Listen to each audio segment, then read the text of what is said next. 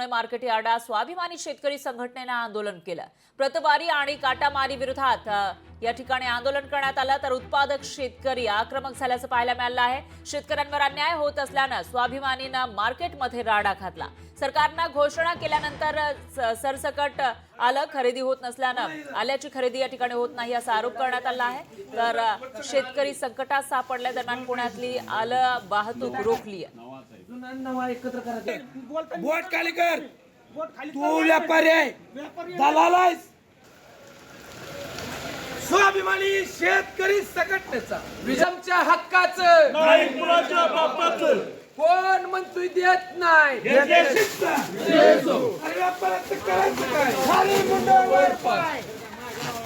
शेतकरी एकजुटीचा विजय असो, स्वाभिमानी शेतकरी संघटनेचा विजय असो। लगा बोर्ड लगा, कोण आहे इथं?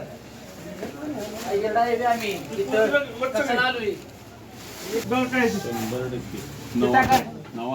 नवा एकत्र करायचं। बोट खाली कर, तू व्यापारी आहे, दलाल आहेस।